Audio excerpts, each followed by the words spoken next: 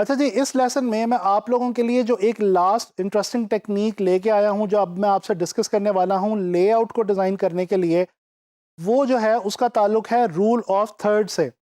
अच्छा, मैंने आप लोगों को प्रिंसिपल्स ऑफ डिज़ाइन डिस्कस करते हुए रूल ऑफ थर्ड्स के बारे में बताया था। हमने वहाँ पे ये डिस्कस किया था कि इस प्रिंसिपल में हम लोग अपने पेज को 3 इक्वल हॉरिजॉन्टल और वर्टिकल सेक्शंस में डिवाइड करते हैं, और ऐसा हम करते हैं इमेजिनरी लाइंस क्रिएट करके। और उसके बाद वो जो लाइंस जब एक दूसरे के साथ जहाँ पे इंटरसेक्ट कर रही होती हैं, उन इंटरसेक्टिंग पॉइंट्स पे या उन लाइंस के साथ हम अपने फोकल एरिया को या अपने फोकल सब्जेक्ट को, यानी जो हमारे डिज़ाइन की मोस्ट इंपॉर्टेंट चीज़ है, उसको हम उन लाइनों के साथ या उस इंटरसेक्शन पॉइंट्स के साथ जो है प्लेस कर देते हैं। अच्छा, इस तरह से होता क्या है? इससे होता ये है कि हमारे डिज़ाइन के अंदर एक बहुत खूबसूरत तरीके का बैलेंस जो है वो क्रिएट हो जाता है। अच्छा, वैसे तो ओवरऑल ग्राफिक डिज़ाइन में इसकी बहुत इंपॉर्टेंस है, लेकिन ख़ास तौर पे लेआउट के हवाले से ये बहुत इंपॉर्टेंट टेक्निक है।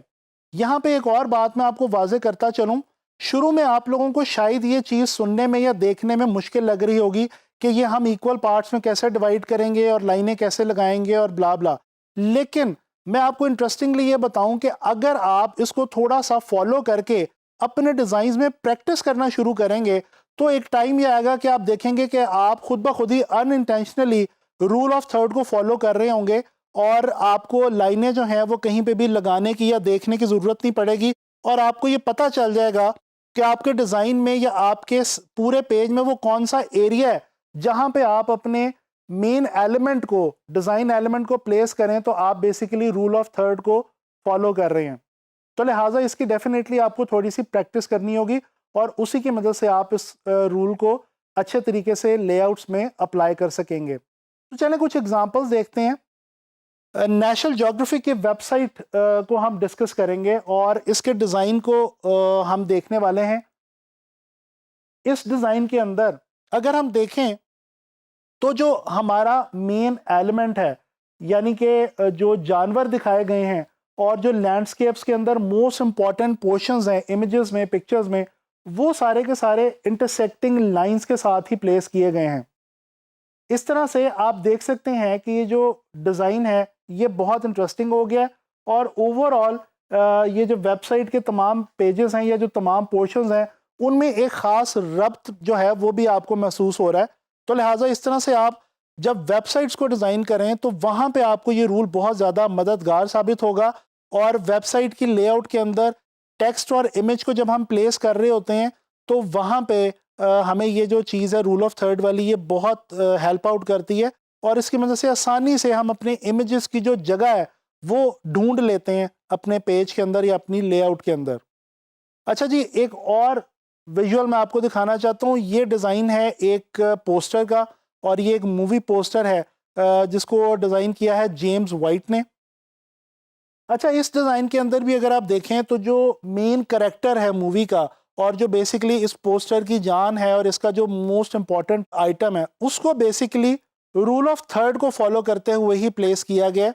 और उसकी प्लेसमेंट जो है वो, जो लाइनें हैं, जो हम लाइंस इमेजिन करते हैं रूल ऑफ थर्ड में, उनके बिल्कुल साथ और इंटरसेक्टिंग पॉइंट्स के ऊपर जो है वो रखा गया है। तो इस तरह से आप लोग देख सकते हैं कि इस इमेज के अंदर भी, इस डिज़ाइन में भी रूल ऑफ थर्ड को फॉलो करते हुए बहुत बैलेंस जो है वो एक लेआउट बन गई है।